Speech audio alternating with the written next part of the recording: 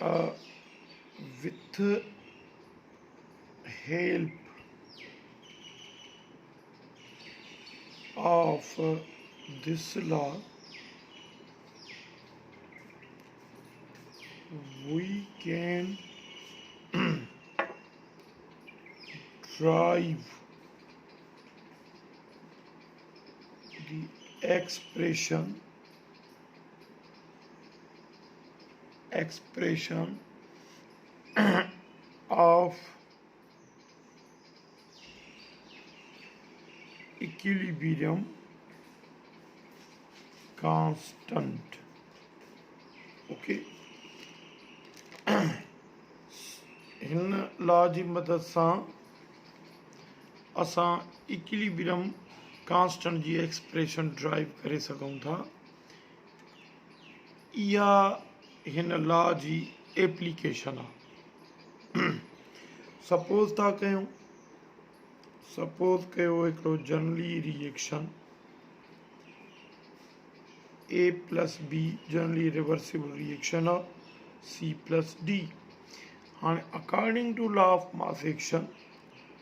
ये forward reaction आहे, ये बैकवर्ड रिएक्शन आहे। According two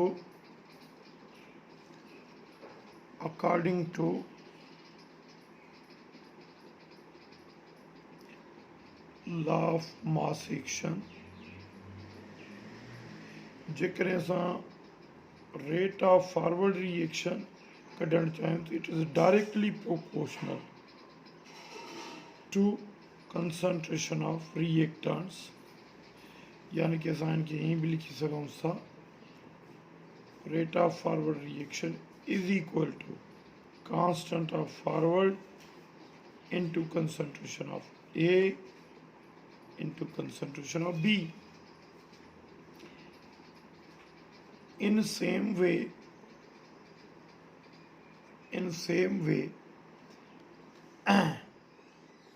rate of backward reaction is directly proportional to concentration of products, या rate of backward reaction is equal to constant of backward into concentration of C into concentration of D। अच्छा, हाणे असांखे ख़बर आहे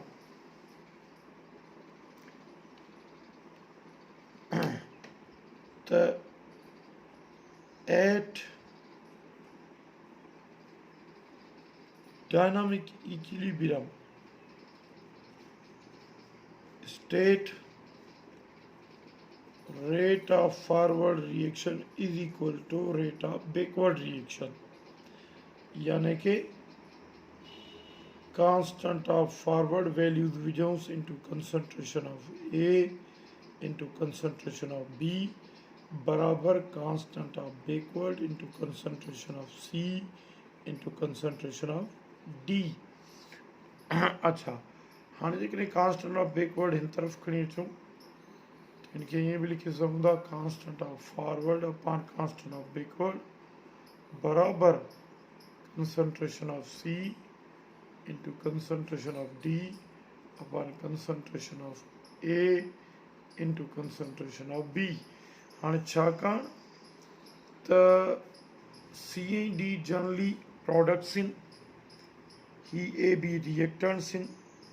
उन जे करे असां लिखी सघूं था constant of forward upon constant of backward बराबर concentration of products upon concentration of reactants. हाणे कांस्टेंट ऑफ फॉरवर्ड ऐं backward, constant of forward upon constant of backward इहो इक्विलिब्रियम कांस्टेंट जे बराबर थींदो आहे के सी। असल में के कांस्टेंट आहे, सी कंसंट्रेशन आहे, माना this is the point integer where this is the ratio where the concentration of all regions becomes constant at equilibrium state। उन जे करे पहिरीं डेफिनेशन इक्विलिब्रियम कांस्टेंट जी ही भी थी त असांखे जेकॾहिं MCQs अचे त equilibrium constant, what is equilibrium constant? It is the ratio of constant of forward upon constant of backward reaction. हाँ जेकॾहिं हिन जी जगह ते असां Kc वैल्यू पुट कयूं तो Kc बराबर concentration of products upon concentration of reactants. तो इन हिसाब से एट इक्विलिब्रियम स्टेट इन हिसाब से इक्विलिब्रियम स्टेट वट प्रोडक्ट्स ऐं रिएक्टेंट्स की कंसंट्रेशन के रेशो के असां इक्विलिब्रियम कांस्टेंट चवंदासीं।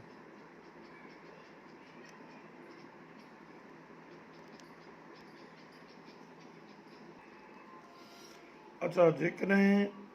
असां यूनिट ते अचूं छाकाणि त इक्विलिब्रियम स्टेट वटि प्रोडक्ट्स ऐं रिएक्टेंट्स जी कंसंट्रेशन जो रेशो आहे ऐं तव्हांखे ख़बर आहे त जेका प्रॉपर्टी रेशो हूंदो आहे it has no definite unit उनजे करे इन जो has no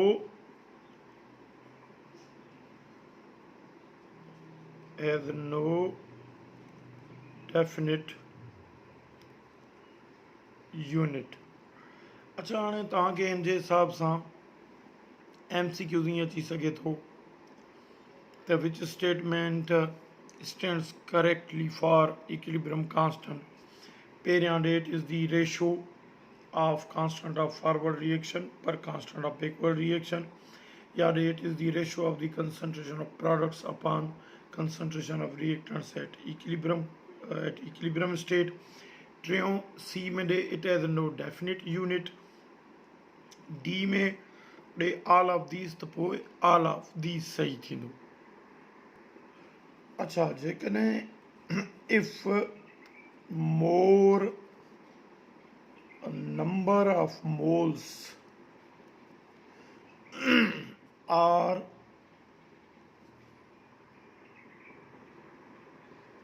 involved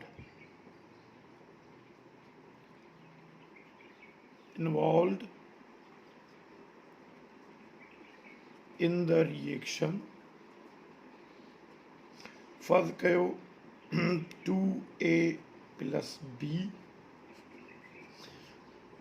2C plus D तो हिन जी Kc एक्सप्रेशन कीअं थींदी कंसंट्रेशन ऑफ प्रोडक्ट्स यानी कि concentration of C into concentration of D। हाँ जेके मोल्स आहिनि इहे उन कंसंट्रेशन जो पावर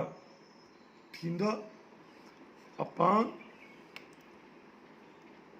कंसंट्रेशन ऑफ ए जा मोल्स 2 ये पावर इन थींदा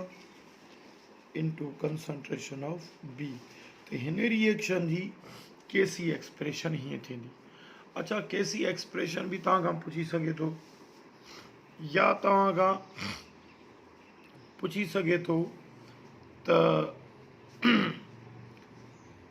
what is the unit of Kc in the following reaction। ॾिसो सपोज कयो असां हिकिड़ो रिएक्शन था लिखूं suppose PCl5 double arrows PCl3 plus Cl2। हाणे हिन जी जेकॾहिं चवे व्हाट इज़ Kc एक्सप्रेशन त हिन जी Kc एक्सप्रेशन कीअं थींदी concentration of PCl3 concentration of Cl2 upon concentration of PCl5। अच्छा जेकॾहिं यूनिट कढणु चाहियूं त तव्हांखे ख़बर आहे त कंसंट्रेशन जो यूनिट आहे मोल्स पर dm³ ओके। अच्छा क्लोरीन जी भी कंसंट्रेशन थींदी moles per dm³ upon moles per dm³ यानी कि PCl5 जी। हाणे हिन खे असां हीअं बि लिखी सघूं था Kc बराबर मोल स्क्वायर पर dm⁻6। अच्छा इन खे मथे खणी वञूं इन्वर्ट कयूंसि उबतो कयूंसि dm³ अपॉन मोल। हाँ dm³ हितां वियो dm³ हितां वियो मोल हितां वियो मोल हितां वियो बाक़ी छा बचो हिन जो यूनिट बाकी जो यूनिट बचो ॾिसो केसी बराबर ही मोल मोल सां ज़रब थिया mole square D M cube सां थियो डी एम पावर 6 हिन खे मथे खणी ज़रब था कयूं डी एम क्यूब अपान मोल मोल हितां कैंसिल थियो मोल हितां कैंसिल थियो बाक़ी हिते बचो मोल डी एम क्यूब हितां वियो डी एम क्यूब हितां वियो बाक़ी हिते बचो डी एम क्यूब त हिते हिन reaction P C L 5 plus double arrows P C L 3 plus C L T जो जेकॾहिं तव्हां खां यूनिट पुछे तंहिंजो यूनिट बीहंदो moles per D M cube त तव्हां खां यूनिट्स जे बारे में पुछी सघे थो तव्हां खां के सी जी स्टेटमेंट पुछी सघे थो त अहिड़े नमूने सां तव्हांखे एम सी क्यूज़ ॾेई सघे थो तव्हांखे ॾेई सघे थो what is the correct statement for K C option A में ॾे K C is the ratio where the concentration of all regions becomes constant A में B में दे Kc is the ratio of constant of forward upon constant of backward at equilibrium state C में दे Kc is the ratio of the concentration of products upon reactants at equilibrium state D में दे Kc has no definite unit E में दे all of these सही आहे या को reaction ॾेई उनजी तव्हां खां Kc एक्सप्रेशन भी पुछी सघे थो या उन जी यूनिट जे बारे में तव्हां खां पुछी सघे थो अहिड़े नमूने सां के सी जा तव्हांखे एम सी क्यूज़ अची सघनि था डियर स्टूडेंट्स जेकॾहिं हाणे असां गौर कयूं K C expression in gaseous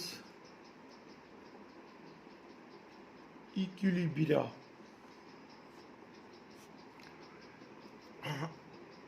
अच्छा हाणे यादि करे छॾियो त गैसिस जी कंसंट्रेशन जेका आहे उनखे असां ज़ाहिर कंदा आहियूं